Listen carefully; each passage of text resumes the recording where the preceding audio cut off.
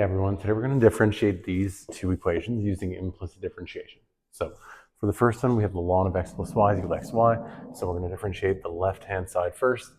That'll mean 1 over x plus y times the derivative of what's inside. So that'll be the derivative of x is 1 plus the derivative of y, right? You just treat x plus y as an expression, right? The same way you always would with the chain rule. But now the derivative of x is 1 and the derivative of y is that dy dx, which is ultimately what we're after, okay? Now, on to the right-hand side, we're going to have to use the product rule. And so we'll do the derivative of x is 1 times y, so that's just y, plus x times the derivative of y, which is, once again, dy dx, okay? And now we are ultimately solving for dy dx. That's the ultimate goal, right? We want to have dy dx be equal to something. That's what we're after in differentiating this equation, right?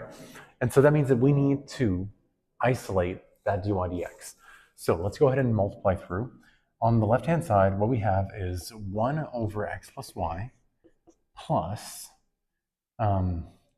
let's say, dy dx times 1 over x plus y, right? And that's equal to y plus x dy dx, okay? Now what I'm going to do is, let's erase this, I need some more space to work with. Let's go ahead and try to isolate dy dx, which is going to mean putting it on one side, right? Getting all dy dx's on the same side so we're able to factor it. And so that means I'm going to move this here and I'll move this there. So here, let's draw some arrows here. I'll move this guy to the left. I'll move this guy to the right. And what we get from that is we're going to have dy dx times 1 plus, whoopsies, times 1 over x plus y, right? Minus x dy dx, so minus x dy dx. And on the right-hand side, we'll have y minus 1 over x plus y. Y minus 1 over x plus y. And now what we can do is, on the left-hand side, we can factor out a dy dx from these two terms because we want to isolate it in the end. And so we can factor dy dx out, and we'll have 1 over x plus y minus x equals to, here we can simplify this down. I can make y over a common denominator of x plus y.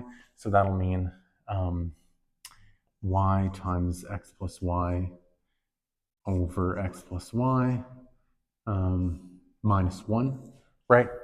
All over the common denominator of x plus y. And we can do the same here. So to get a common denominator of x plus y, I can do x times, just save myself a bit of work here. Let's do times x plus y over x plus y, right? Save a line of work. And so that'll mean that we have dy dx times 1 minus x times x is x squared minus x times y, xy, all over x plus y is equal to, multiply through here, y times y is, that's y squared plus xy minus 1, again, all over x plus y. And now we want to get dy dx all by itself, so let's multiply both sides by the reciprocal of this thing, right? And so that means that the x, if I multiply both sides by the reciprocal of this thing, the x plus y's are going to cancel out, right? As long as we have the restriction that x can't be equal to negative y. Deal with that later. And so what I can do is now have dy dx be equal to, again, x plus y is going to cancel out when I multiply and flip. And so I'll have y squared plus xy minus 1 all over 1 minus x squared minus xy. And this is as simple an expression as I can get for our derivative of y with respect to x, dy dx. And this concludes problem number 1. Okay. For problem number 2, we again, let's box this off here. Blink. For problem number 2, we again have 2 different terms where we're going to get a dy dx, right? So let's go ahead and do that. Apply the product rule, 2x times y. That'll be 2xy plus x squared times the derivative of y, which is dy dx. Plus that same idea for the second term.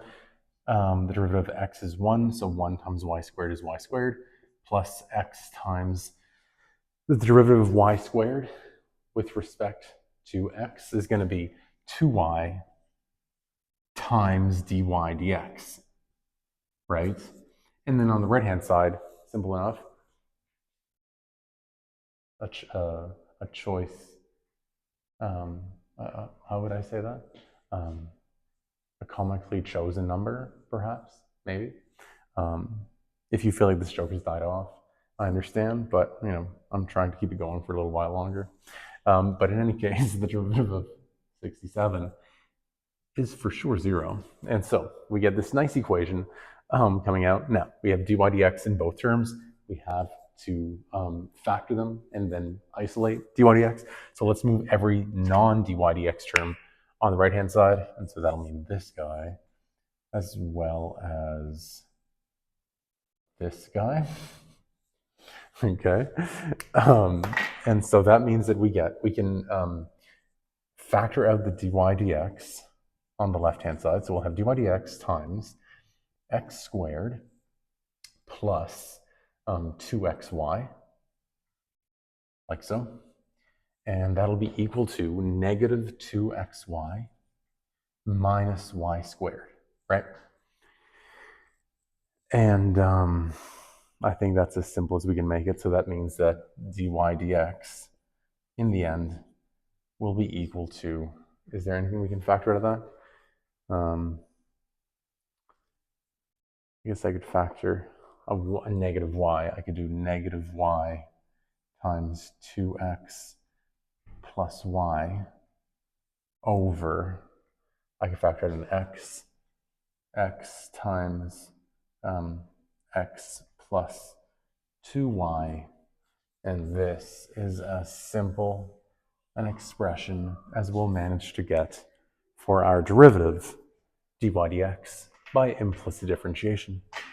And so I hope this helps. I hope you're starting to put the pieces together, getting their dy dx's. The only thing I'll mention is when you're differentiating something with the power rule, make sure you're getting your 2y, like you would for x, times dy dx, right? This is the easiest mistake to make, to forget the dy dx piece when we're actually differentiating something that's not like entirely trivial. So again, hope that helps, and thanks for watching.